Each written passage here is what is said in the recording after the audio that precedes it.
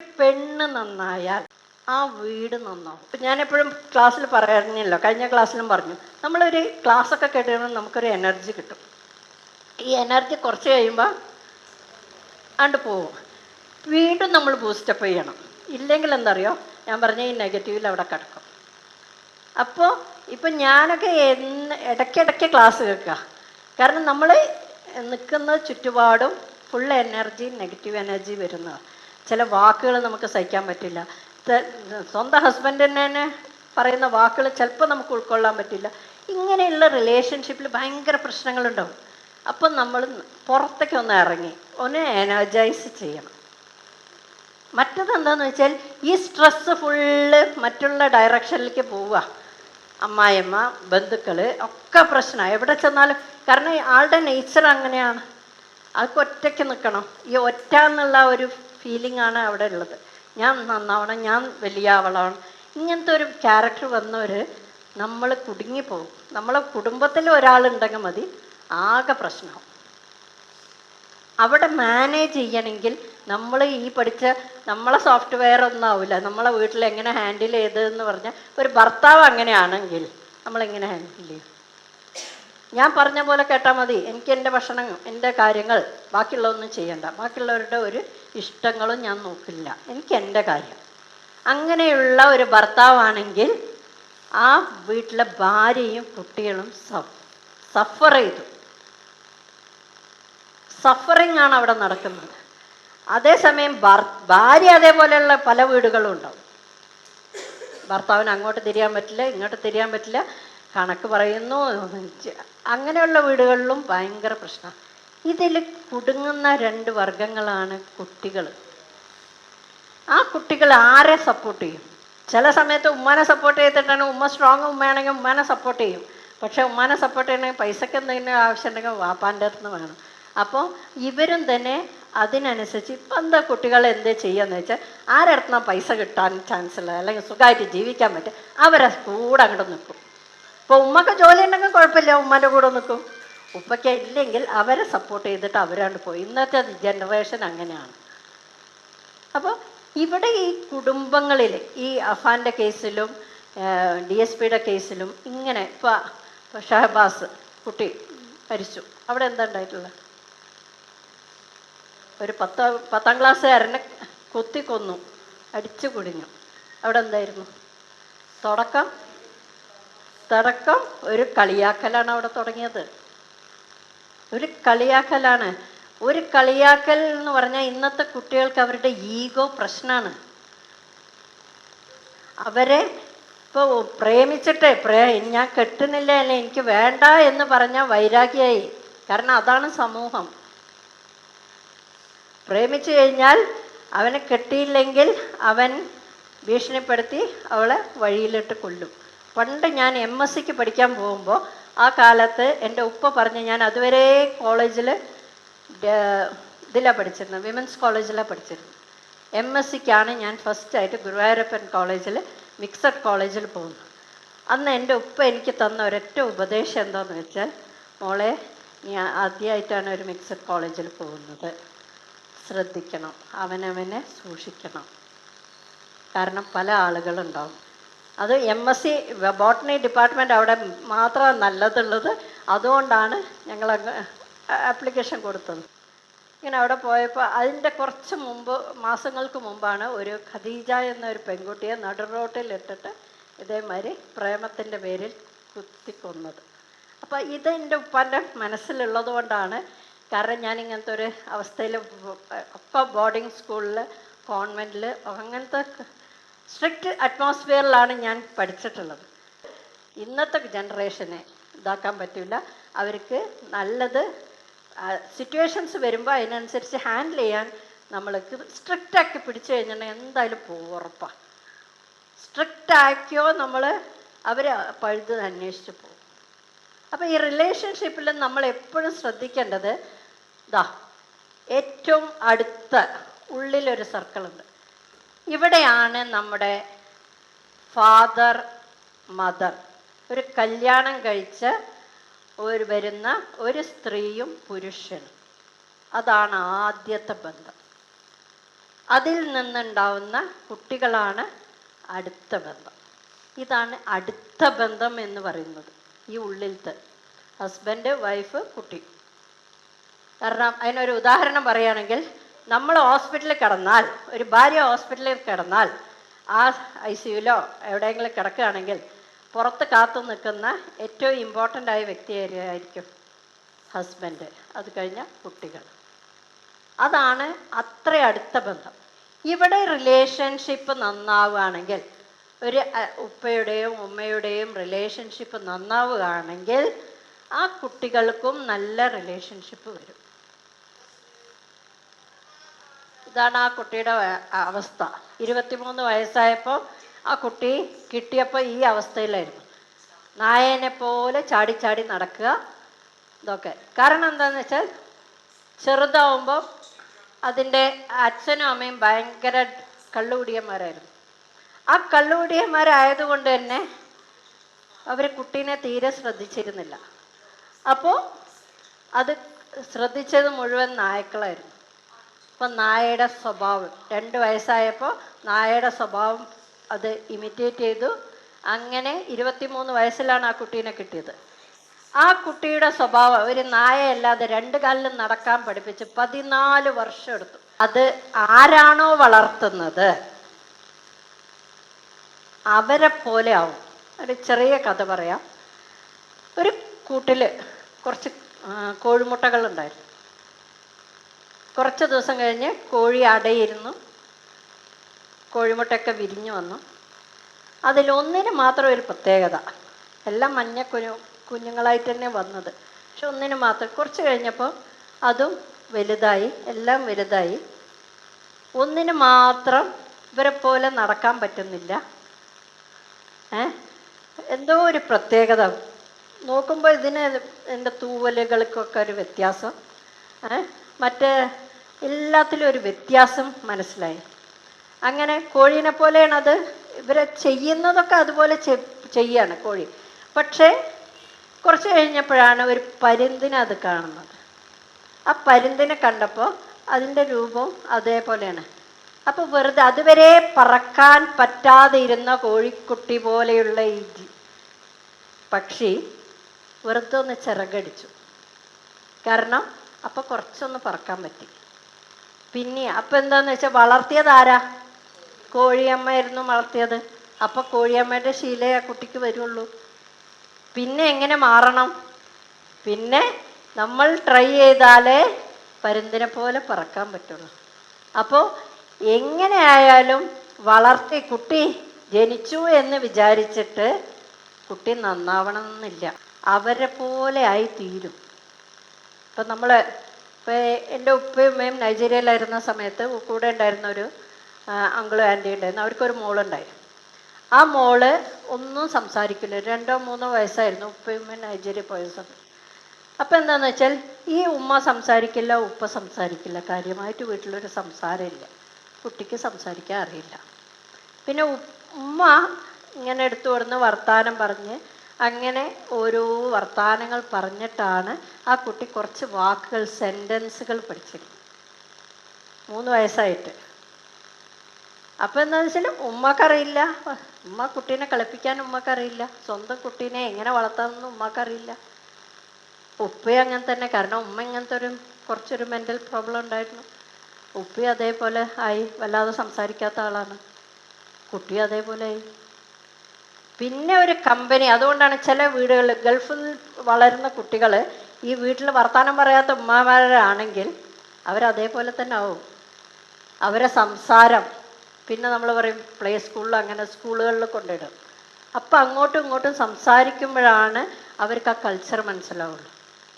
അപ്പോൾ ആ nurturing relationship നമ്മൾ മര്യാദക്ക് കൊണ്ടുപോയില്ലെങ്കിൽ കിട്ടുന്ന ഇതാണ്. വേറൊന്നുള്ളത്, കുട്ടിക്കാലത്ത് നമ്മുടെ മനസ്സിങ്ങനെ ആയിരിക്കും, ഒന്നും ഉണ്ടാവില്ല. എന്താണോ ഉപ്പയും ഉമ്മയും നമ്മളെ ചെയ്തത്, ചെറിയ കുട്ടിയാവുമ്പോൾ നമ്മളെ തൊടും അല്ലേ?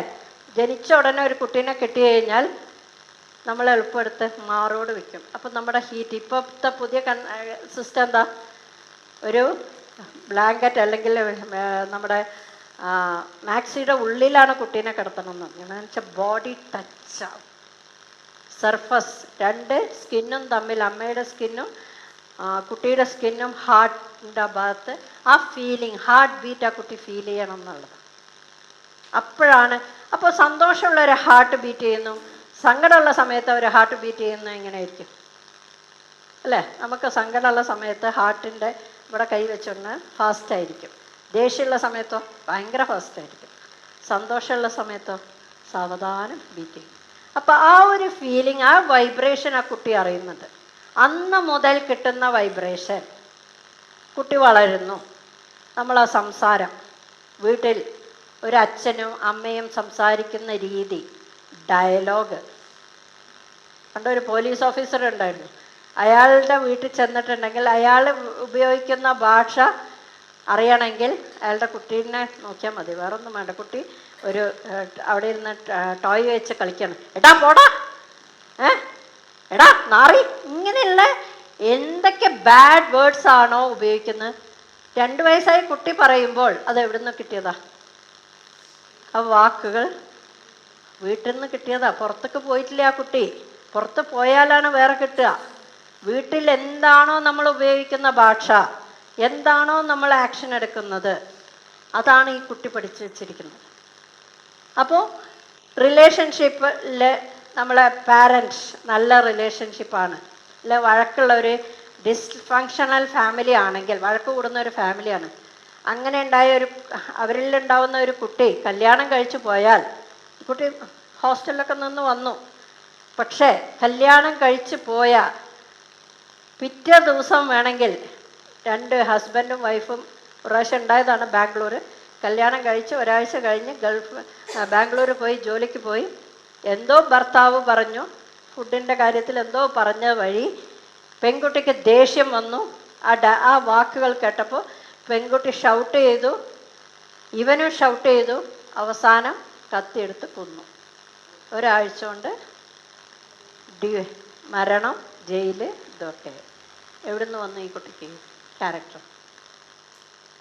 അച്ഛൻ്റെ ഈ ഭർത്താവ് പറഞ്ഞ വാക്കുകൾ കേട്ടപ്പോൾ ഇയാൾക്ക്, ഈ കുട്ടിക്ക് സ്ട്രൈക്ക് ചെയ്ത് സ്വന്തം അച്ഛൻ അമ്മയോട് പറയുന്ന വാക്കാണ്, ആ ടോണാണ്, ആ ശൈലിയാണ്. അപ്പം അമ്മ ഉപയോഗിച്ചിരുന്ന ഭാഷയാണ് ആ കുട്ടി അവിടെ പ്രയോഗിച്ചത്. പെൺകുട്ടി അതേ ഭാഷ അവിടെ പ്രയോഗിച്ചപ്പോൾ ഇവന് വീണ്ടും ദേഷ്യം വന്നു. അപ്പോൾ അവരെ സോഫ്റ്റ്വെയറിൽ കയറിക്കൂടിയത് സ്വന്തം അച്ഛനും അമ്മയും എങ്ങനെയാണോ അവിടെ ഉണ്ടായിരുന്ന കോമ്പിനേഷൻ, എന്തൊക്കെ അടിപിടി അവിടെ നടന്നോ അതേ വാക്കുകളായിരിക്കും ചിലപ്പോൾ നമ്മളേന്ന് വരുന്നത്. നമ്മൾ അറിഞ്ഞുകൊണ്ട് പറയണമെന്ന് വിചാരിച്ചില്ല, പക്ഷെ അറിയാതെ പറഞ്ഞു പോകും. കാരണം ഇതെവിടെ ഉണ്ട്? നമ്മുടെ ഉള്ളിലെ സോഫ്റ്റ്വെയറിലുണ്ട്. ഇത് ഈ മൈൻഡിൽ കയറി കിടക്കുന്നുണ്ട്. ഇതാണ് സബ് കോൺഷ്യസ് മൈൻഡ്. എല്ലാ അനുഭവങ്ങളും ഇവിടെ ഉണ്ടാവും. ആ സബ് കോൺഷ്യസ് മൈൻഡിൽ ഒരു കുട്ടിക്ക് നെഗറ്റീവാണ് കൂടുതൽ കിട്ടിയെങ്കിൽ ആ കുട്ടി എപ്പോഴായാലും നെഗറ്റീവായിട്ടേ വരുള്ളൂ വളർന്നാൽ. പിന്നെ മാറ്റണമെങ്കിൽ നമ്മൾ തന്നെ വിചാരിക്കണം, എനിക്ക് നെഗറ്റീവ് ആണെങ്കിൽ ഞാൻ മാറ്റണമെങ്കിൽ ഞാൻ അതിലേക്ക് പോസിറ്റീവിനെ കടത്തി ഈ നെഗറ്റീവിനെ പുറത്തേക്ക് തട്ടണം. അതിന് എൻ്റെ മനസ്സിൽ ഞാൻ തന്നെ പ്രയത്നിച്ചാലേ പറ്റുള്ളൂ. കരഞ്ഞാൽ എന്നെ എടുക്കാൻ ആളുണ്ട്. കരഞ്ഞിട്ടും കിടന്നുറങ്ങുന്ന ഒരു കുട്ടിയാണെങ്കിൽ ആ കുട്ടിക്ക് ആ ട്രസ്റ്റ് നഷ്ടപ്പെട്ടു. അങ്ങനെ വളരുന്ന ഒരു കുട്ടിക്ക് ഒരാളെയും വിശ്വാസം ഉണ്ടാവില്ല. അത് കഴിഞ്ഞിട്ട് ബാല്യത്തിലേക്ക് കടക്കുമ്പോൾ നമ്മളൊക്കെ ആ കുട്ടീനെ അത് തെറ്റാണ്, നീ ചെയ്ത് മോശമാണ്, ഇനി കളിയാക്കലുകൾ, അതാണ് കുട്ടികളിൽ ഏറ്റവും പ്രശ്നം ഉണ്ടാക്കി. കമ്പാരിസണും കളിയാക്കലും അത് വല്ലാത്ത വൂണ്ടാണ് കുട്ടികൾക്കുണ്ടാവുക. ആ കമ്പാരിസൺ വരുമ്പോൾ അതാണ് അഫാൻ്റെ കേസിൽ ഉണ്ടായിട്ടുള്ളത്. ആ ചെറുപ്പത്തിൽ കിട്ടിയ ആ ഒരു കമ്പാരിസണും ഒരു കളിയാക്കലുകളും ആ കുട്ടിയുടെ മനസ്സിലേക്ക് വന്നു. അങ്ങനെ ആ വീട്ടിൽ അവർ ഒതുങ്ങിക്കൂടി. ഇത് ഷെയർ ചെയ്യാൻ ഒരാളും കിട്ടിയില്ല, പുറത്തേക്ക് പോകുന്നില്ല, അവർ മാത്രമുള്ളൊരു ലോകമായി. അതുകൊണ്ടാണ് ആ കുട്ടി ആ ഒരു ഇത്രയും ക്രൈം ഒന്നിച്ച് ചെയ്തത്. ആ ഉള്ളിലുള്ള പക ഉള്ളിൽ കിടന്നതുകൊണ്ട് ഒരു ബുദ്ധിമുട്ട് വന്നപ്പോൾ പൈസ ഉണ്ടായിട്ടും എൻ്റെ ബന്ധുക്കൾ ഞങ്ങളെ സഹായിച്ചില്ല എന്ന പക വന്നത് കൊണ്ടാണ് ആ കുട്ടി അത് ചെയ്തത്. അല്ല മനഃപൂർവ്വം ആ കുട്ടി അങ്ങനത്തെ ഒരു കുട്ടിയല്ല. പക്ഷെ ഈ പക ഉള്ളിൽ ഈ സബ് കോൺഷ്യസ് മൈൻഡിലുണ്ട്. സാഹചര്യവും ഒത്തു വന്നപ്പോൾ അവരത് പുറത്തേക്ക് തട്ടി. ഈ യൗവനം നന്നായാൽ കുറച്ച് കഴിഞ്ഞാൽ നമുക്ക് ഇതാവും. പിന്നെ ആ ഒരു സ്റ്റേജ്, അഡോളസെൻ്റ് സ്റ്റേജ്, അതും നന്നായി കഴിഞ്ഞാൽ നമുക്ക് കല്യാണം കഴിക്കുന്ന ഒരു അഡൽട്ട്ഹുഡ് ഉണ്ട്, ആ ഒരു സ്റ്റേജും നന്നാവും. ഇവിടെയൊക്കെ പ്രോബ്ലംസ് വന്നു കഴിഞ്ഞാൽ വയസ്സാം കാലത്ത് പ്രോബ്ലമേ ഉണ്ടാവുള്ളൂ. ഇപ്പോൾ ഓരോ ഘട്ടം 8 ഘട്ടങ്ങളാണ്, 8 സ്റ്റേജസ് എന്നാണ് പറയുന്നത്. ആ 8 സ്റ്റേജസിലും കിട്ടേണ്ട ഓരോ കാര്യങ്ങളുണ്ട്. അഡോളസൻസിൽ നമ്മൾ പിന്നെ അവർക്കൊരു സപ്പോർട്ട്, ഒരു ഫ്രണ്ട് പോലെ നമ്മൾ നിൽക്കണം. അങ്ങനെ അവർ, കാരണം പല കെമിക്കൽ റിയാക്ഷൻസും നടക്കുന്ന സമയമാണ് അഡോളസൻ. ആ സമയത്ത് കിട്ടേണ്ട ഒരു കെയർ അവർക്ക് കിട്ടിയാലേ, ഒരു സപ്പോർട്ട് കിട്ടിയാലേ എന്തുണ്ടാവുള്ളൂ, അടുത്ത സ്റ്റേജിലേക്ക് അവർ. അതേപോലെ തന്നെയാണ് വൈവാഹിക ജീവിതത്തിൽ ഒരു ഭർത്താവും ഭാര്യയും തമ്മിലുള്ള ഒരു ബന്ധം നല്ലൊരു സാറ്റിസ്ഫാക്ഷൻ ഉണ്ടെങ്കിൽ അത് കഴിഞ്ഞിട്ടുള്ള ഒരു എംപ്റ്റി ലവ് എന്ന് പറയുന്ന സ്റ്റേജ്. കാരണം ഇപ്പം നമ്മളെ കുറച്ച് പേർക്കെങ്കിലും മക്കളൊക്കെ കല്യാണം കഴിച്ച് ഇതായി ഒറ്റയ്ക്ക് വരുന്ന ഒരു സ്ഥലം. ആ സ്നേഹബന്ധം നിലനിൽക്കണമെങ്കിൽ ഇതിന് മുമ്പുള്ള സ്റ്റേജൊക്കെ നല്ലതാവണം. ഇല്ലെങ്കിൽ എന്താണെന്നറിയോ, അവിടെയും ഭാര്യയും ഭർത്താവും രണ്ടറ്റത്താവും. പണ്ടുള്ള ചില വയസ്സന്മാരൊക്കെ 2 കട്ടിലിൽ കിടക്കുന്ന, 2 റൂമിൽ കിടക്കുന്ന ആ ഒരു സ്റ്റേജ്. കാരണം എന്താ വെച്ചാൽ ചെറുപ്പത്തിൽ ആ ഒരു അറ്റാച്ച്മെൻറ്റ് അവർക്ക് കിട്ടിയിട്ടില്ല. അറ്റാച്ച്മെൻറ്റ് തിയറി എന്ന് അതിന് പറയാം. അപ്പോൾ അത് കിട്ടാത്തത് കൊണ്ട് തന്നെ അവരൊക്കെ വ്യത്യസ്തമായിട്ട് അങ്ങോട്ട് പോകും. വയസ്സാകുമ്പോൾ എന്നും എന്താണ് കുറ്റം പറഞ്ഞിട്ടും പിച്ചിയും പേയും പറഞ്ഞിട്ടും, അതെന്ന് വെച്ചാൽ ഒരു സന്തോഷമായുള്ള ഒരു മരണം അവർക്ക് കിട്ടില്ല. അപ്പോൾ തുടക്കം അടിയിലാണ് കിടക്കുന്നത്. അപ്പോൾ നമ്മൾ വിചാരിക്കും കുറച്ച് കഴിഞ്ഞാൽ നന്നാവൂലേന്ന്. പൊതുവേ എല്ലാവർക്കും ഒരു ധാരണ ഉണ്ട്, കല്യാണം കഴിച്ച് കഴിഞ്ഞിട്ടുണ്ടെങ്കിൽ നന്നാവും എന്നുള്ളത്. നമ്മൾ ഒരു പെൺകുട്ടീനെയോ ഒരു ആൺകുട്ടീനെയോ കല്യാണം കഴിപ്പിച്ചങ്ങോട്ട് വിട്ടാൽ അവൻ നന്നാവുന്നതാണ്. പക്ഷേ ഈ സ്വഭാവങ്ങളൊക്കെ നമ്മൾ മാറ്റി, ഒരു ദേഷ്യമുള്ള ആളെ കല്യാണം കഴിപ്പിച്ചാൽ അയാളെ ദേഷ്യം കൂടുകയാണ് കുറയാണ് ചെയ്യുക? കൂടുന്നത് ഇങ്ങനെ. ഇവിടെ ഭാര്യയുടെ സ്വഭാവം കൂടെ നോക്കണം. ഭാര്യയെ കുറച്ചും കൂടെ അഡ്ജസ്റ്റ് ചെയ്ത്, അല്ലെങ്കിൽ ഇയാളുടെ ജീവിതത്തിനനുസരിച്ച്, അല്ലെങ്കിൽ ഇയാളുടെ ഇഷ്ടങ്ങൾക്കനുസരിച്ച് അയാളെ കോപ്പപ്പ് ചെയ്യാൻ പറ്റുന്ന ഒരു വ്യക്തിയാണെങ്കിൽ ദേഷ്യം നമുക്ക് കുറച്ചെടുക്കാൻ പറ്റും. നമ്മുടെ മക്കൾക്ക് കുറേ നെഗറ്റീവ്സ് ഉണ്ടാവും, അത് നമ്മൾ ആക്സെപ്റ്റ് ചെയ്യണം. അല്ലാതെ പണ്ടുള്ള തള്ളാർ പറയുന്ന പോലെ എന്താ പറയുക, ഓള് വന്നതിന് ശേഷം എൻ്റെ കുട്ടി മോശമായിരുന്നു അല്ല, എല്ലാവരുടെ ഡയലോഗാണ്. ആൺകുട്ടികൾ മോശമാവുന്നത് പെണ്ണ് കെട്ടിക്കൊന്നതിന് ശേഷം. ശരിക്കും ഈ സ്വഭാവം ആ ആൺകുട്ടിക്ക് അവിടെ ഉണ്ട്, പക്ഷെ അത് ഉമ്മ കാണുന്നില്ല. ഉമ്മക്ക് എന്നും ആൺകുട്ടി തന്നെ, സ്വന്തം മോൻ തന്നെയാണ്. അതുകൊണ്ട് തന്നെയാണ് കല്യാണം കഴിക്കുന്നതിന് മുമ്പ്, അത് എൻ്റെ ഉപ്പ എൻ്റെ അടുത്ത് പറഞ്ഞിട്ടുള്ള ഡയലോഗാണ്. കാരണം കല്യാണം അന്വേഷിച്ചു എൻ്റെ അടുത്തൊക്കെ ഇങ്ങനെ പോയപ്പോൾ പറഞ്ഞത്, എൻ്റെ ഉമ്മാനെ നോക്കുന്ന ഒരു കുട്ടിയാണ് എനിക്ക് ആവശ്യം, വേറെ ഒന്നും ഞാൻ ആഗ്രഹിക്കുന്നില്ല, എൻ്റെ ഉമ്മാനെ പൊന്നുപോലെ നോക്കണം. അപ്പോൾ ഉപ്പ വന്ന പാടെ എൻ്റെ അടുത്ത് പറഞ്ഞതാണ്, ഈ വേറെ ഒന്നും നോക്കണ്ട, അവൻ്റെ ഉമ്മാനെ നല്ല നോക്കിയാൽ മതി. കാരണം അവൻ്റെ ഡിമാൻഡ് അതാണ്. അത്രയും ഉമ്മാനെ സ്നേഹിക്കുന്ന മോനാണ്. അതെനിക്ക് അന്ന് എൻ്റെ അടുത്ത് ഉപ്പ പറഞ്ഞത്. ഞാനും തന്നെ ഞങ്ങളെ പ്രീമാരിറ്റൽ ക്ലാസ്സിൽ ഞങ്ങൾക്ക് പറഞ്ഞ അച്ഛനും പറഞ്ഞ ഡയലോഗ് അതാണ്. ഒരു കുടുംബത്തിലേക്ക് നമ്മൾ കയറി ചെല്ലുമ്പോൾ നമ്മൾ അവിടെ അച്ഛനെയും അമ്മേനെയും ഭർത്താവിനെയും അല്ല സ്നേഹിക്കേണ്ട ആ വീട്ടിലെ ഉമ്മേനെയാണ് അല്ലെങ്കിൽ അമ്മയെ. കാരണം അവരെ കയ്യിലെടുത്ത് കഴിഞ്ഞാൽ വേറെ ഒരു പ്രശ്നമില്ല. കാരണം ഒരു നാട്ടിലുണ്ടായ ഒരു സംഭവമാണ്. ഒരു 5-6 പെൺകുട്ടികളുള്ള പാരൻ്റാണ്, വാപ്പയാണ്. പക്ഷെ ആ വാപ്പയ്ക്ക് ഒരു സമാധാനം ഉണ്ട്. എന്താ അറിയോ, അവർ എവിടെ ആ മക്കളെ കല്യാണം കഴിച്ചു കഴിഞ്ഞാൽ മക്കളെ അമ്മായിമാരെ പെറ്റ. കാരണം ആ ടെക്നിക്കാണ് അവിടെ ഉപയോഗിക്കുന്നത്. അപ്പം സാമ്പത്തികം കുറഞ്ഞ് വല്ലാതൊന്നും കൊടുക്കൊന്നുമില്ല, പക്ഷെ വലിയ വലിയ വീടുകൾക്ക് കല്യാണം കഴിച്ചു കൊണ്ട്. പക്ഷെ ആ കുട്ടീനെ കിട്ടിയാൽ മതി. അവരാദ്യം വളർക്കുന്ന അവരെ അമ്മായിമ്മനെ, പിന്നെ അമ്മായിമ്മയ്ക്ക് ഈ മരോളെന്ന് വെച്ചാൽ മതി. അവിടെ അപ്പോൾ സ്വത്ത് വേണ്ട, സ്വർണം വേണ്ട, പൈസ വേണ്ട, ഒന്നും വേണ്ട. കാരണം ആ സ്നേഹ, ഹാർട്ട് ടു ഹാർട്ട്, അതെവിടെ നടന്നോ അവിടെ വിജയിക്കും. അതിന് കല്യാണം കഴിയുമ്പോൾ ആദ്യം ചെയ്യേണ്ട 2-3 കാര്യങ്ങളാണ്. ഒന്ന്, നന്നായി ഒബ്സർവ് ചെയ്യുക. ഇന്ന ആൾ ഇന്ന സ്വഭാവമാണ്, ഇന്നക്ക്. അങ്ങനെയുള്ള ഒരു വീട്ടിൽ ഒരിക്കലും പ്രശ്നങ്ങൾ ഉണ്ടാവില്ല. തുറന്ന് സംസാരിക്കാൻ പറ്റണം. സംസാരത്തിൻ്റെ കമ്മ്യൂണിക്കേഷൻ എന്ന് പറഞ്ഞാൽ ഒരു വല്ലാത്ത മേഖലയാണ്. അപ്പോൾ ഇതൊക്കെ ഉണ്ടെങ്കിൽ നമുക്ക് ബന്ധങ്ങളാണ് വലുത് അല്ലേ. പക്ഷേ എനിക്കിപ്പോൾ അസുഖമാണ്, എനിക്ക് ഏതെങ്കിലും ബന്ധം മുന്നോട്ട് കൊണ്ടുപോകാൻ പറ്റും. ഇപ്പം എനിക്ക് വേദന ഉണ്ട്, തലവേദന ഉണ്ട്. ഇപ്പം എല്ലാവർക്കും അസുഖങ്ങളുണ്ടാവും. തലവേദന ഉണ്ട്, രാവിലെ എണീറ്റപ്പോൾ ഭയങ്കര തലവേദന. ആ വീട്ടിലത്തെ അന്തരീക്ഷം എന്തായിരിക്കും? കുട്ടികൾക്ക് സ്കൂളിൽ പോകണം, ഹസ്ബൻഡിന് ജോലിക്ക് പോകണം, ഭക്ഷണം ഉണ്ടാക്കണം, നമ്മളെ ആരോഗ്യം ഇങ്ങനത്തെ ഒരവസ്ഥ. എന്തായിരിക്കും അവിടുത്തെ അന്നത്തെ അവസ്ഥ? നേരത്തിന് നമ്മൾ എണീറ്റിട്ടുണ്ടാവില്ല, ആകെ തിരക്കായിരിക്കും. തിരക്കാവുമ്പോൾ നമുക്ക് തന്നെ ദേഷ്യം വരും. ആ ദേഷ്യം ആരോടാ ആദ്യം കാണിക്കുക? കുട്ടികളോട് ആദ്യം കാണിക്കുക. അപ്പോൾ ഒരു അടി കൊടുക്കും അല്ലേ, അടി വരും. ഇതൊന്നും അറിഞ്ഞുകൊണ്ട് ചെയ്യുന്നതല്ല, കാരണം നമ്മളെ കൺട്രോളിൽ നമുക്ക് പറ്റണില്ല, നമ്മുടെ ഹെൽത്ത് മോശമായി. അപ്പോൾ ഏറ്റവും ഇമ്പോർട്ടൻ്റ് ഘടകം എന്ന് വെച്ചാൽ നമ്മളെ ആരോഗ്യം നന്നാക്കുക. ബാക്കിയുള്ളത് അവരതൊക്കെ അവിടെ നിൽക്കട്ടെ. ആദ്യം വേണ്ടത് നമ്മുടെ ഫിസിക്കൽ ഹെൽത്തും മെൻ്റൽ ഹെൽത്തും. ഇപ്പം പെണ്ണുങ്ങൾക്കുള്ള ഏറ്റവും വലിയ പ്രോബ്ലം ഏതാണെന്ന് വെച്ചാൽ മെൻ്റൽ ഹെൽത്താണ്. മെൻ്റൽ ഹെൽത്ത് ഭയങ്കര ഇഷ്യൂ ആണ് ലേഡീസിന്. അതുകൊണ്ടാണ് കൂടുതൽ സൈക്കോസൊമാറ്റിക് ഡിസീസസും, അവിടെ വേദന ഇവിടെ വേദന ഒന്നും ഉണ്ടാവില്ല, പക്ഷേ വേദനകൾ കൂടുതൽ ലേഡീസിന്. ആണുങ്ങളാരും വേദന പറയാറില്ല.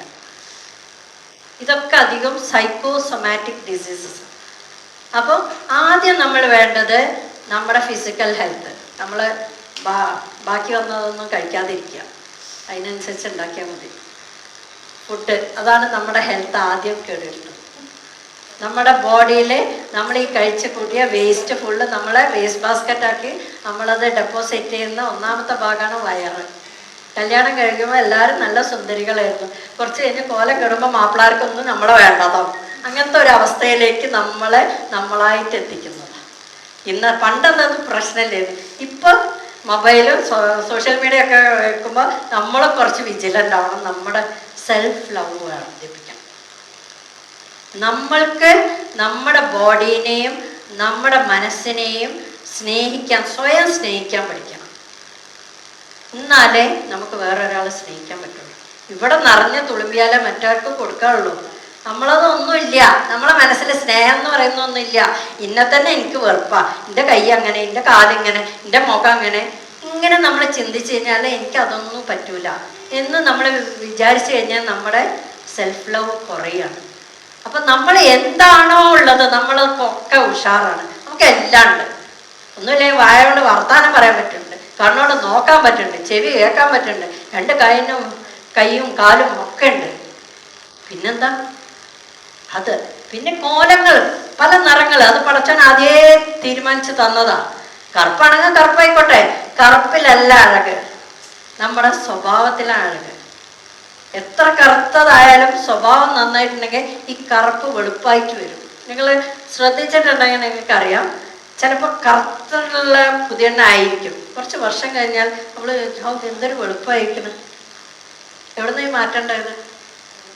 ഉള്ളിലെ ആ വ്യത്യാസം വന്നപ്പോൾ പുറത്തും ആ വ്യത്യാസം വന്നു. പുറമക്കാർക്കും അങ്ങനെ തോന്നിയില്ല. ആദ്യം നമ്മൾ കുറ്റം പറയും.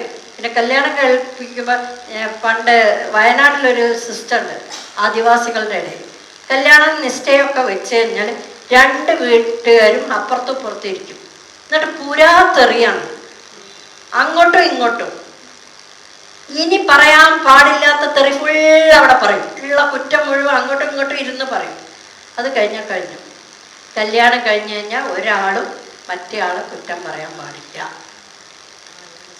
നല്ല സിസ്റ്റമാണ്. ബാക്കി പൊതുവെ എന്താ വരിക? നമ്മൾ കല്യാണം കഴിച്ചു, കല്യാണം കഴിച്ചതിന് ശേഷം ആ പെണ്ണിൻ്റെ നടത്തം, ആ കണ്ണ്, ആ മൂക്ക്, അല്ലെങ്കിൽ ആരെങ്കിലും പറയും. അപ്പോഴാണ് ഈ ചെക്കനും തോന്നുന്നത് ശരി തന്നെ അല്ലേ, പോരെ. എത്ര ഇതുണ്ടോ? ഒന്നും വേണ്ട. ചിലപ്പോൾ ഇപ്പോൾ ഒരു ഞങ്ങളെ ക്ലാസ്സിൽ പറഞ്ഞ ഒരു ഇതാണ് ഡിവോഴ്സിൻ്റെ. അമ്മയ്ക്ക് ഇഷ്ടമില്ല, 1 മാസമായി കല്യാണം കഴിഞ്ഞിട്ട്, അമ്മയ്ക്ക് ഇഷ്ടമില്ലാത്തതുകൊണ്ട് ഞാൻ ഒഴിവാക്കുന്നു. അല്ലാതെ അവന് ഇഷ്ടമില്ലായിട്ടല്ല, അമ്മയ്ക്ക് ഇഷ്ടമില്ലാത്തത്. അപ്പം അമ്മയ്ക്ക് ഇഷ്ടമില്ലാത്ത കുട്ടീനെ ആദ്യം തന്നെ കെട്ടണോ? അപ്പം അവളുടെ ലൈഫ് പോയില്ലേന്ന് ചോദിക്കുമ്പോൾ അതെനിക്കറിയേണ്ട ആവശ്യമില്ല. ഇതാണ് ഇത്രയും ഈസി ആയിട്ടാണ് ഇന്നത്തെ ജനറേഷൻ. ഇതിൽ ഞാൻ പറഞ്ഞല്ലോ, ആൺമക്കൾക്ക് എപ്പോഴും അവരവരുടെ ഉമ്മമാരാണ് അല്ലെങ്കിൽ അമ്മമാരാണ് വലുത്. അത് നിങ്ങൾ എന്ത് പറഞ്ഞാലും, എത്ര തെറ്റിപ്പോയ ഒരു മകനേറ്റ് ഉമ്മാനേറ്റോ വീട്ടുകാരായിട്ട് തെറ്റിപ്പോയ ഒരു മകനും അവൻ്റെ ഉള്ളിൻ്റെ ഉള്ളിൽ ഒരു സ്ത്രീ എന്ന പദവി ആദ്യം കൊടുക്കുന്ന ഉമ്മാക്കാണ്. അത് കഴിഞ്ഞിട്ടേ ഭാര്യയ്ക്കുള്ളൂ. അത് നമ്മൾ എന്നും അംഗീകരിക്കേണ്ട സംഗതിയാണ്. അമ്മായിമ്മമാരുണ്ടാവും, മരുമക്കൾ. ഇനി നിങ്ങൾ വരുമ്പോഴും നിങ്ങളുടെ മകൻ മരുമകളായാലും അവർക്കറിയാത്ത, ഇപ്പം പ്രീമാരിറ്റൽ ഞങ്ങൾ പറയുന്ന കാര്യമാണത്. കാരണം ഒരിക്കലും ഒരു മകനെ അമ്മ തള്ളൂല്ല, അമ്മനെ മകനും തള്ളൂല്ല ആത്മാർത്ഥമായിട്ട്. ഈ ഭൂലോകത്തെ ഏറ്റവും നമ്മൾ ഉമ്മമാരാണ്. ഏത് ചീഞ്ഞതായാലും നമ്മൾ മക്കളെ നോക്കും, അല്ലേ? ഒരു ഭർത്താവ് ഉപേക്ഷിച്ച് പോകും. മമ്മൂട്ടി പറഞ്ഞ പോലെ ഡിവോഴ്സ് ചെയ്യാവുന്ന ഒരു ബന്ധത്തിൽ നിന്നാണ് എല്ലാ ബന്ധങ്ങളും ഉണ്ടാകുന്നത്, അല്ലേ? ആ ഡിവോഴ്സ് ചെയ്യാവുന്ന ബന്ധത്തെ എങ്ങനെ കൂട്ടിയുറപ്പിക്കാൻ പറ്റുമോ അതാണ് റിലേഷൻഷിപ്പ്. അപ്പോൾ ബാക്കി എല്ലാ ബന്ധവും നന്നാവും.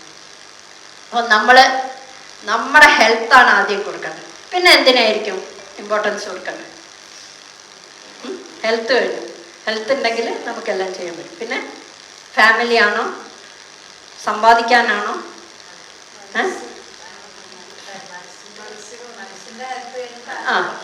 ഫിസിക്കൽ ഹെൽത്ത്, ഫാമിലി റിലേഷനാണ്. അതുകൊണ്ടാണ് വലിയ വലിയ ബിസിനസ്സുകാർ ഫാമിലി പൊളിഞ്ഞിട്ടുണ്ടെങ്കിൽ ബിസിനസ് പൊളിയും, അല്ലെങ്കിൽ അവരുടെ കരിയർ പൊളിയും. അത് നിങ്ങൾ ഏത് ഇതിലും നോക്കുകയാണെങ്കിലും നോക്കിക്കോളൂ. ഒരു ഫാമിലി, സെക്കൻഡ് ഈസ് ഫാമിലി. അത് കഴിഞ്ഞിട്ട് നമുക്ക്, കാരണം ഫാമിലി ഇല്ലെങ്കിൽ അവിടെ പലതും നഷ്ടപ്പെടും. അത് നമ്മളെ ജെൻസിന് കൊടുക്കുന്ന, ജെൻസ് എല്ലാവരും വെൽത്താണ് ആദ്യം പറയാം. കാരണം എന്താ വെച്ചാൽ സമ്പാദിച്ചാലല്ലേ കുറേ പൈസ ഉണ്ടായിട്ട് സന്തോഷം കിട്ടൂല. പണ്ട് ഒരു പിന്നെ മുക്കുവൻ, അയാളുടെ ഇങ്ങനെ ഒരു ചെറിയ തോണിയായിട്ട് പോകുന്നു, മീൻ പിടിക്കുന്നു, വരുന്നു, ഇതാക്കുന്നു, വിൽക്കുന്നു. അയാൾ ഒരു ചെറിയ കുടിലുണ്ടാക്കുന്നു. കുടിലിൽ അയാളും ഭാര്യയും മക്കളായിട്ട് സുഖമായിട്ട് ചെയ്യുന്നു. അപ്പോൾ കുറേ എന്നും ആ ബീച്ചിൽ വരുന്ന ഒരാൾ ഇത് കാണുന്നുണ്ട്. അപ്പം അയാളുടെ അടുത്ത് പറഞ്ഞു, ഈ മുക്കുവനോട് പറഞ്ഞു, നിങ്ങൾക്കൊരു ബോട്ട് വാങ്ങിച്ചൂടെ? എന്നാൽ കുറച്ചും കൂടെ ദൂരെ പോയി കുറേ മീൻ കിട്ടൂലേ? അപ്പം നിങ്ങൾക്ക് കുറച്ചും കൂടെ വലിയ വീടൊക്കെ വെക്കാമല്ലോ. എന്തിനു വേണ്ടിയിട്ടാന്ന് ചോദിച്ചു മുക്കുവൻ. സന്തോഷത്തോടെ ഇരിക്കാൻ. നല്ല സന്തോഷമാവില്ല, കുറേ പൈസയും ഇതൊക്കെ. ഇപ്പോഴും എനിക്ക് സന്തോഷമുണ്ട്. അപ്പോൾ വീണ്ടും ഇയാൾ വീണ്ടും പറഞ്ഞു, നിങ്ങൾക്ക് ഇങ്ങനെയൊക്കെ ആയിട്ട് കുറച്ച് വലിയ ഷിപ്പൊക്കെ വാങ്ങിച്ച് നിങ്ങൾക്ക് ഭയങ്കര ഒരു എന്താണ് കൂടുതൽ പൈസയൊക്കെ ഉണ്ടായിട്ട് അത് നോക്കിയിരുന്നാൽ മതിയല്ലോ, ബാക്കിയുള്ളവരെ കൊണ്ട് പണിയെടുപ്പിച്ചാൽ പോലെ. എന്തിനാ എനിക്ക് ഈ ടെൻഷൻ കയറ്റി വെക്കുന്നത്? എനിക്കിപ്പോൾ ചെറിയ കുടിലായാലും ഞാൻ നിത്യമായിട്ട് വർക്ക് ചെയ്യുന്നു, സമ്പാദിക്കുന്നു, അത് മതി, എനിക്ക് സന്തോഷം മതി. കുറേ പൈസ ഉണ്ടെന്ന് വിചാരിച്ചിട്ട് ആർക്കും സന്തോഷം കിട്ടുന്നില്ല. സന്തോഷം കിട്ടണമെങ്കിൽ ഫാമിലിയിലുള്ള സന്തോഷം കിട്ടിയാൽ മാത്രമേ അയാൾക്ക് ബാക്കിയുള്ള, ഇപ്പം നമ്മുടെ ലുലുവിൻ്റെ യൂസഫ് അലി ചെയ്യുന്നത്, അയാളുടെ ഫാമിലി, അയാളുടെ സ്റ്റാഫിൻ്റെ ഫാമിലിയിൽ സന്തോഷം ഉണ്ടാക്കുന്നുണ്ട് അയാൾ. കാരണം ഒരു എമൗണ്ട് നിർബന്ധമായിട്ട് അയാളെ പാരൻസിന് അയച്ചു കൊടുക്കണം എന്ന് അയാളുടെ സ്റ്റാഫിൻ്റെ ഒരു ഇൻ്റർവ്യൂവിൽ പറയുന്ന കാര്യമാണ്. പാരൻസിന് ഒരു എമൗണ്ട് നിർബന്ധമായിട്ട് അയച്ചു കൊടുക്കണം. കാരണം പാരൻസിന് വഴിയാണ് നമ്മളെ ഒരു ഇത് ഉണ്ടായിട്ടുള്ളത്. അപ്പം അവരെ നോക്കണം എന്നുള്ള ആ ഫാമിലി അറ്റ്മോസ്ഫിയർ അവിടെ ഉണ്ടായാലേ ഇവർക്ക് നന്നായി വർക്ക് ചെയ്യാൻ പറ്റുള്ളൂ, മെൻ്റൽ ഇത് കിട്ടുള്ളൂ.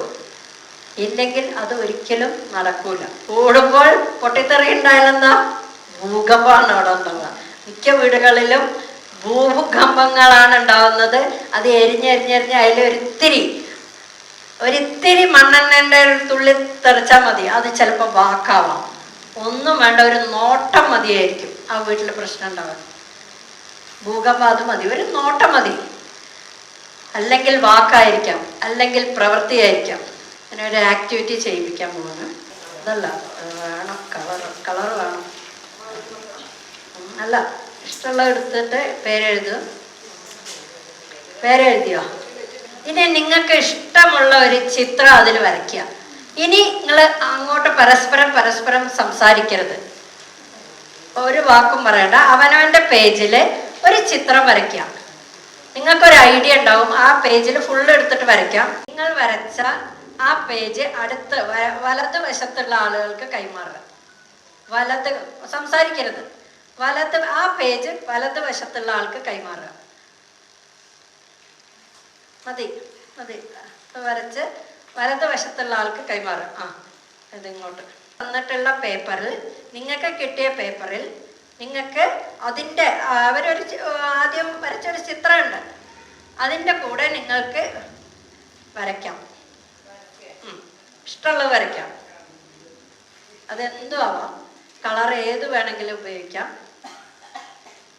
സംസാരിക്കരുത്. അടുത്തത് ആ പേജ് മറ്റേ ആൾക്ക് കൊടുക്കുക. വീണ്ടും വലതുവശത്തുള്ള ആൾക്ക് കൊടുക്കുക.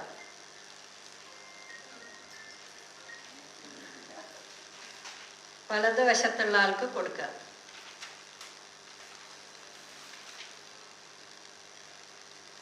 അവനവൻ്റെ ഇതല്ലല്ലോ വന്നിട്ടുള്ള, എളുപ്പം കൊടുക്കും. കൊടുത്തോളൂ മതി, കംപ്ലീറ്റ് പിന്നാക്കാം. ഇനി മൂന്നാമത്തെ കൊടുക്കേ. വരയ്ക്കുക. നിങ്ങൾക്ക് ആ ചിത്രത്തിനോട് അനുയോജ്യമായിട്ടോ നിങ്ങൾക്ക് ഇഷ്ടമുള്ള പോലെ അത് കംപ്ലീറ്റ് ആക്കും. ഓക്കെ, ഇനി കൊടുക്കൂ. അവരവരുടെ പേജ് അവരവരുടെ അടുത്ത് എത്തും. അപ്പോൾ അല്ലേ? ഓൾറെഡി എത്തി. ആയിക്കോട്ടെ, എത്തിയവർ കൊടുത്താ എളുപ്പം കൊടുക്കൂ. മതി ഇല്ല അവരവരുടെ പേജ് എത്തിയില്ലേ? ഇനി നിങ്ങൾ ഉദ്ദേശിച്ച ഒരു പിക്ചറാണോ നിങ്ങൾ ഉദ്ദേശിച്ച പിക്ചറാണോ അവസാനമായിട്ട് എത്തിയത്? ഒരു വീടാണ് വരച്ചത്. അപ്പൊ അതിന്റെ സറൗണ്ടിങ്സ് ഒക്കെ തന്നെയാണ് വന്നിട്ടുള്ളത്. വീട് തന്നെയാണ് ഉദ്ദേശിച്ചത്. അതിന്റെ ബാക്കിയായിട്ട് തന്നെയാണ് പുറത്ത് അനുബന്ധിച്ചിട്ട് തന്നെ പുഴ വന്നിട്ടുണ്ട്. ചെറിയ ഞാനൊരു പൂവാണ് ഉദ്ദേശിച്ചത്. പൂവ് വന്നിട്ടുണ്ട്, പിന്നെ അതിനൊരു ബ്രാഞ്ചും ലീഫും ഒക്കെ വന്നിട്ടുണ്ട്. മറ്റുള്ളവർ വരച്ച കൂട്ടിയല്ല. ഞാനൊരു താമരയാണ് വരച്ചത്. അതിന് വെള്ളം ഉണ്ടാക്കിയ ഒരാളതിന് പേരും വെച്ചു. ഓക്കെ, ഞാനൊരു പൂവ് തന്നെയാണ് ഉദ്ദേശിച്ചത്. അതിന് നല്ല ഡെക്കറേഷനൊക്കെ വന്ന് ഒരു പൂമ്പാറ്റിയൊക്കെ വന്നിട്ട് അതിനടുത്തൊരു തെങ്ങ് ചെടിയൊക്കെ വരച്ച് വെച്ചിട്ടുണ്ട്. പൂവാണ് വരച്ചത്. അതിന് ലീഫും കൊടുത്തിരുന്നു. അപ്പൊ അതിനൊരു കളറൊക്കെ ചെയ്ത് ആയിക്കൂടെ വീണ്ടും ഫ്ലവേഴ്സാണ് വന്നത്. ചെടിക്ക് വേര് വന്നിട്ടില്ല. ഞാനൊരു വള്ളിയാണ് വരച്ചത്. അതിനും വേരുകളും അതിൻ്റെ ഇതായിട്ട് വന്നു. ഞാൻ വെള്ളമാണ് വരച്ചത്. അപ്പൊ പിന്നെ അതിനോടനുബന്ധിച്ച് അവര് ഒരു സൂര്യനും അതിന്റെ മേലെ കാക്ക പറന്നു വന്നു. വീടാണ് വരച്ചിരുന്നത്. തെങ്ങും അപ്പൊ ഒരു കുന്നും സൂര്യനൊക്കെ ആയിട്ട് ആളെയൊക്കെ ആയിട്ട് വന്നു. ഞാൻ നിങ്ങളുടെ അടുത്ത് പറഞ്ഞത് ആരും ഒന്നും സംസാരിക്കരുത്, നിങ്ങൾ വരച്ചോളിന്ന്. ഇനി ഞാൻ വേറൊരു ഷീറ്റ് തരാണ്.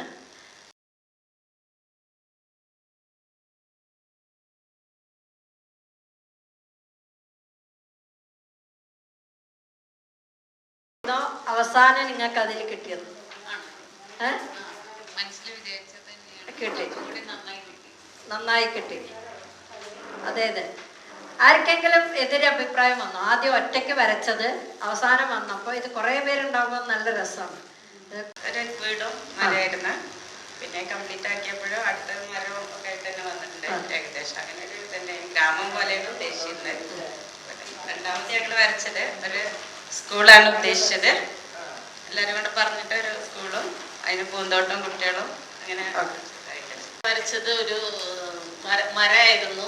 അത് ഉദ്ദേശിച്ചത് അതന്നെയായിരുന്നു. പിന്നെ ഒരു വെള്ളം മരമൊക്കെ ചെടി അടുത്ത് ചെറിയ ചെറിയ ചെടികളൊക്കെ ആയിട്ട് അതൊരു ഫുൾ പിക്കാക്കി. പിന്നെ ഇപ്പം ഞങ്ങളെല്ലാവരും മൂന്നാളും കൂടി വരച്ചത് ഒരു സ്കൂളിൻ്റെ ഒരു പിക്കായിരുന്നു. അതിൽ മേഘവും മരവും ചെടി ചട്ടികൾ, ക്ലാസ് റൂമുകൾ, വിൻഡോസ്, അങ്ങനെ എല്ലാവരും കൂടി പരിശ്രമിച്ചിട്ട് അതൊരു ചെറിയൊരു പെർഫെക്റ്റ് ആക്കിയിരിക്കുന്നു. തന്നെയാണ് എനിക്കും പറയാനുള്ളത്. ഒറ്റയ്ക്ക് വരച്ചപ്പോൾ ഞാനൊരു വീടാണ് ഉദ്ദേശിച്ചിരുന്നത്. പക്ഷെ അത് ഞാൻ ഉദ്ദേശിച്ച രീതിയിലല്ല, സൈഡിലൊന്നുമല്ല മരം വന്നിട്ടുള്ളത്. എന്നാലും ആ ഒരു വീടാകുമ്പോൾ അതിൻ്റെതായിട്ടുള്ള വേണ്ടിയിട്ടുള്ള പുല്ലും മരങ്ങളും ഒക്കെ തന്നെയാണ് വന്നത്. ഒന്നിച്ചിരുന്ന് വരച്ചപ്പോൾ അത് നമ്മൾ പ്ലാൻ ചെയ്ത് ഒരു ഐഡിയ കൂടെ ഒരു സ്കൂള്, പിന്നെ അതിൻ്റെ എന്തൊക്കെ വേണ്ട ചെടികൾ വേണം, കുട്ടികൾ വേണം, പുല്ല് വേണം, അങ്ങനെയൊക്കെയുള്ള രീതിയിൽ ഒന്നും കൂടെ എളുപ്പമായിട്ട് തോന്നി. വരച്ചതൊരു പൂവായിരുന്നു. പെട്ടെന്ന് വരക്കാൻ പറഞ്ഞപ്പോൾ സത്യം പറഞ്ഞാൽ പ്രത്യേകിച്ച് ഒരു ഐഡിയ ഒന്നും വന്നില്ല. അപ്പം മനസ്സിൽ തോന്നിയത് ഒരു പൂവാണ്. പൂവ് ഒരു ചട്ടിയും കൂടെ വരച്ചിരുന്നു. അപ്പം അതിലേക്ക് ലീഫും വരച്ച് വെച്ചിരുന്നു. അതിന് കളർഫുള്ളൊക്കെ ആക്കി കുറച്ചും കൂടി ഫ്ലവേഴ്സൊക്കെ ആയി കൂടെ ചേർത്ത്. പക്ഷെ പേര് വന്നില്ല എന്നുള്ളൊരു സങ്കടം മാത്രം വന്നില്ല. തോണിയും അതൊരു തുഴയുന്ന ആളും പിന്നെ മലയും സൂര്യനും പറവകളും മരങ്ങളും ഒക്കെ കൂടെ എല്ലാവരും കൂടെ ചേർന്നപ്പോൾ കുറച്ച് സംഗതികളൊക്കെ കൂടുതൽ നമുക്ക് ചെയ്യാൻ സാധിച്ചു ഒറ്റയ്ക്ക് ചെയ്തതിനേക്കാൾ. നിങ്ങൾ ഒറ്റയ്ക്ക് വരച്ചപ്പോൾ നിങ്ങളെ ഐഡിയ മാത്രമേ, പക്ഷെ അതിൽ വേറൊരാളും കൂടെ നിങ്ങളൊന്നും പറയാതെ വരച്ചപ്പോൾ നിങ്ങളെ ഉദ്ദേശം അവിടെ പൂർണ്ണമായിട്ടും ഫലിച്ചിട്ടില്ല. നിങ്ങൾ ഉദ്ദേശിച്ച ഒരു പിക്ചറല്ല അവസാനം വന്നത്. പക്ഷെ ഒന്നിച്ചിരുന്ന് വരച്ചപ്പോൾ, കൂട്ടമായിട്ട് വരച്ചപ്പോൾ നിങ്ങളടുത്ത് സംസാരിക്കാൻ പറഞ്ഞു. ആദ്യം നിങ്ങളടുത്ത് സംസാരിക്കേണ്ടെന്നാണ് പറഞ്ഞത്. കാരണം നിങ്ങളെല്ലാവരും അവരവരുടെ ചിന്തയിൽ നിന്നാണ് വരച്ചത്. പക്ഷേ അത് വേറെ ഒരാൾ അതിൽ ഇടപെട്ടപ്പോൾ അത് നിങ്ങൾ ഉദ്ദേശിച്ച പോലെ അല്ല, വേറൊരു രൂപത്തിലേക്ക് അത് മാറി. അപ്പോഴും നിങ്ങൾ സംസാരിച്ചിട്ടില്ല. വീണ്ടും വേറെ ആളുടെ, ഇത് കുറേ പേരുണ്ടാകുമ്പോൾ നിങ്ങൾ വിചാരിച്ച പോലെ ആവില്ല അവസാനം വരുന്ന റിസൾട്ട്. ഇതാണ് കുടുംബത്തിൽ നടക്കുന്നത്. നമ്മൾ ഒറ്റയ്ക്ക് വീടുകളിൽ പ്രവർത്തിച്ചാൽ എന്തുണ്ടാവും? ഞാൻ വിചാരിച്ച പോലെ ആവില്ല മറ്റവർ വിചാരിക്കുന്നത്, അവർ വിചാരിച്ച പോലെ ആവില്ല ഞാൻ വിചാരിക്കുന്നത്. ഇതൊക്കെ കൂടെ വരുമ്പോൾ ഒരു എന്താണ് സാമ്പാർ പരുവത്തിലാവും. അതേസമയം ഒരു വീട്ടിൽ എല്ലാവരും അഭിപ്രായങ്ങളും കമ്മ്യൂണിക്കേഷനും, ഒരാൾ ഇതിലൊരു ലീഡർഷിപ്പ് എടുത്തിട്ടുണ്ടാവും അല്ലേ? നിങ്ങൾ ചെയ്തപ്പോൾ ഒരാൾ അതിന് ഒരു ലീഡർഷിപ്പ് എടുത്തിട്ടുണ്ടാവും. അതാരാന്ന് നിങ്ങൾക്ക് ആ ഗ്രൂപ്പിൽ നോക്കിയാൽ അറിയാം. മറ്റവരുടെ അഭിപ്രായം പറഞ്ഞിട്ടുണ്ടാവും.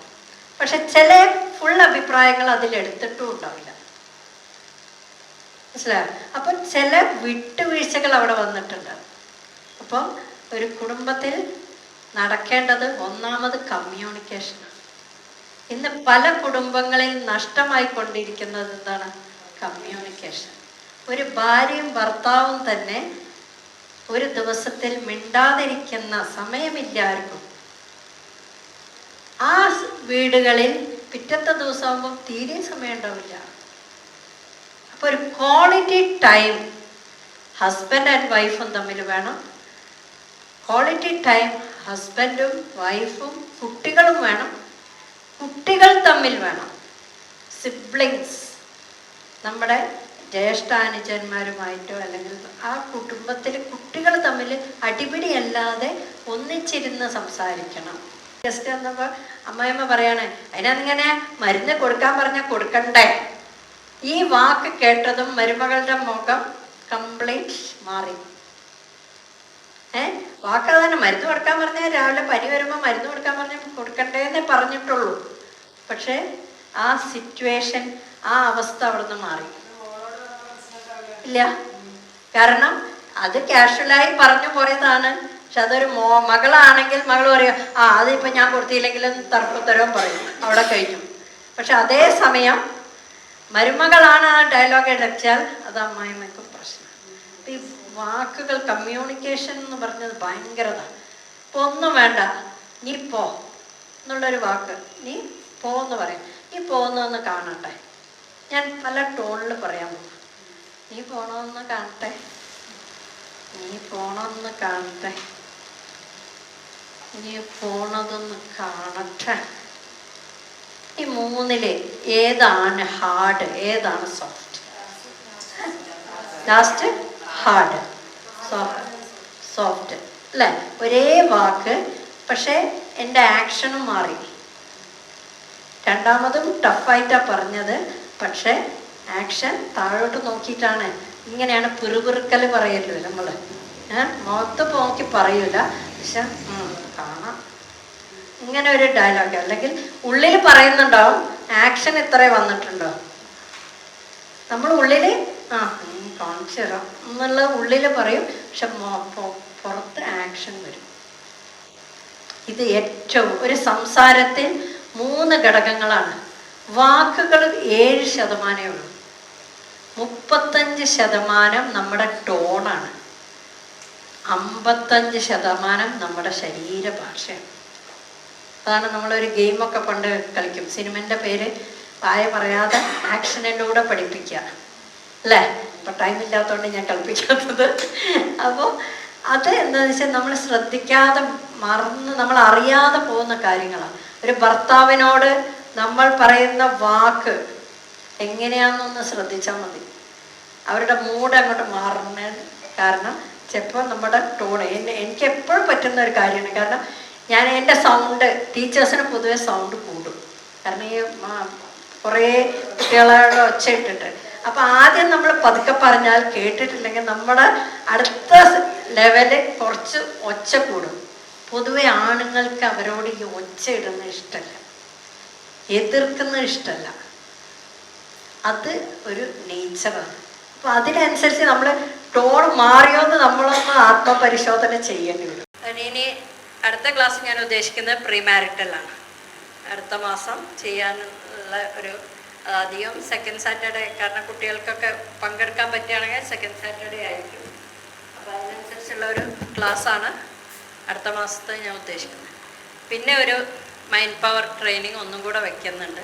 കാരണം കഴിഞ്ഞ പ്രാവശ്യം കുറേ പേർക്ക് അത് പറ്റി കിട്ടാത്തതുകൊണ്ട് അത് ഒരു വർക്കിംഗ് ഡേയിലായിരിക്കും, ലേഡീസിന് വേണ്ടിയിട്ട് വയ്ക്കും. ഞാൻ TTCക്ക് പഠിപ്പിച്ചപ്പോൾ എൻ്റെ ആഡ് കണ്ടുവന്ന സ്റ്റുഡൻ്റാണ്. അപ്പോൾ എൻ്റെ സ്റ്റുഡൻറ്റിൻ്റെ വിലയേറിയ അഭിപ്രായങ്ങളാണ് ഞാൻ പ്രതീക്ഷിക്കുന്നത്. അതിലെ നെഗറ്റീവ്സും പറയണം, പോസിറ്റീവ്സും പറയണം. ഇന്നത്തെ ഈ ക്ലാസ് ഞാൻ ആ TTCക്ക് കണ്ട ആ ടീച്ചറുടെ അതേ ഊർജ്ജസ്വലതയോട് കൂടി തന്നെയാണ് ടീച്ചർ ഇന്നും ക്ലാസ് വൈകുന്നേരം വരെ കൊണ്ടുപോയിട്ടുള്ളത്. അതിലെനിക്ക് വലിയ സന്തോഷമുണ്ട്. കാരണം ഇത്ര വർഷങ്ങൾക്ക് ശേഷമാണ് ഞാൻ ടീച്ചറെ കാണുന്നത്. ടീച്ചറും അതേ രീതിയിൽ ക്ലാസ് എടുക്കുന്നതെന്ന് പറയുമ്പോൾ ഇന്നത്തെ ക്ലാസ്സിൽ നല്ലൊരു അനുഭവമാണ്. ഒരുപാട് പേരെ എനിക്ക് ഇവിടുന്ന് പരിചയപ്പെടാനും പറ്റി.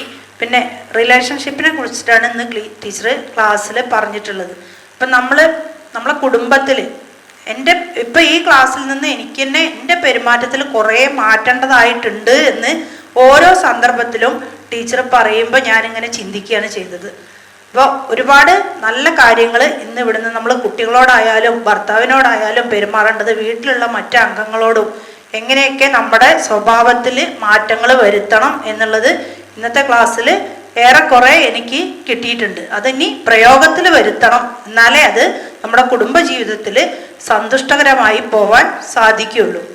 കുട്ടികളുടെ അടുത്ത് നമ്മൾ അവരുടെ കഴിവുകൾ കണ്ടെത്തി അതിനെ പ്രോത്സാഹിപ്പിക്കാനും, നമ്മുടെ സാധാരണ നമ്മൾ പറയും വിതച്ചതേ കൊയ്യൂ എന്ന്, അതേപോലെ തന്നെ നമ്മൾ സ്നേഹം കൊടുത്താലേ അത് നമുക്ക് തിരിച്ച് കിട്ടുള്ളൂ എന്നുള്ള ഒരു യാഥാർത്ഥ്യം കൂടി നമ്മൾ മനസ്സിലാക്കിയിട്ട് കുടുംബത്തിൽ പെരുമാറുക.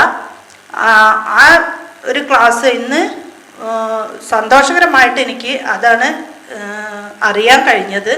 നമ്മൾ പെരുമാറുകയാണെങ്കിൽ തന്നെ വീട്ടിൽ മറ്റുള്ളവരും മുതിർന്നവരോടായാലും ആ രീതിയിൽ തന്നെ നമ്മൾ പെരുമാറണം.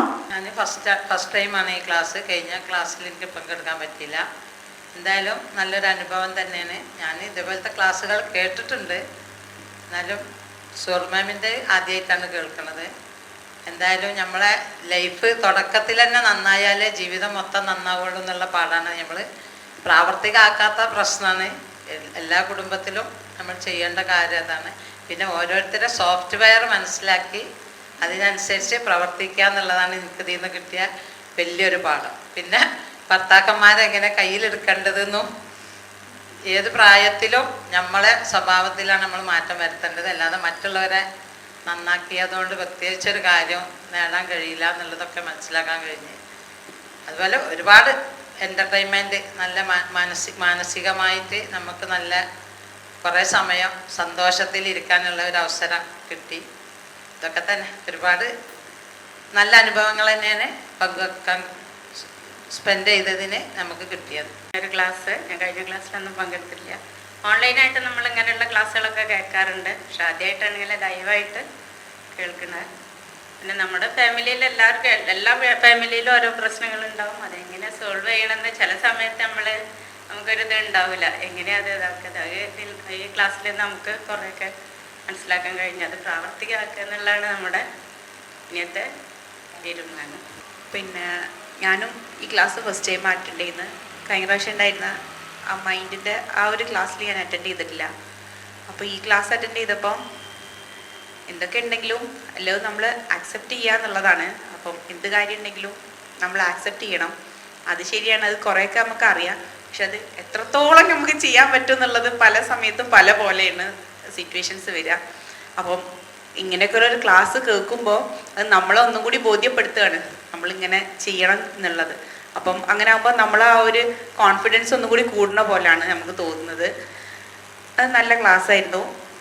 പിന്നെ അതുപോലെ പല ആൾക്കാരും പല പോലെ വരും. ചിലരിന്ന് പോസിറ്റീവായാലും നെഗറ്റീവായാലും നമ്മളെങ്ങനെയാണോ അത് നമ്മൾ ആ ഒരു പോസിറ്റീവായാലും നെഗറ്റീവായാലും അത് ആക്സെപ്റ്റ് ചെയ്തിട്ട് നമുക്ക് നമ്മളെ അടുത്തുനിന്ന് മറ്റുള്ളവർക്ക് പോസിറ്റീവായിട്ട് നമ്മൾ കൊടുക്കുക എന്നുള്ളതാണ് ഈ ഒരു ക്ലാസ്സിൽ പറഞ്ഞിട്ടുള്ളത്. അപ്പോൾ ഇനി ഒരു മൈൻഡിൻ്റെ ആ ഒരു ക്ലാസ്സും കൂടി അറ്റൻഡ് ചെയ്തിട്ടുണ്ടെങ്കിൽ അത് എത്രത്തോളം നമുക്ക് പ്രാക്ടിക്കലായി ചെയ്യാൻ പറ്റും എന്നുള്ളത് ചിലപ്പോൾ ഒന്നും കൂടി ക്ലിയർ ആയിട്ടുണ്ടാവും. ഞാനത് അറ്റൻഡ് ചെയ്യാത്തതുകൊണ്ടാണ് എനിക്ക് ആ ഒരു കാര്യം അത്ര ക്ലിയർ അല്ലാത്തത്. നല്ല ക്ലാസ് ആയിരുന്നു.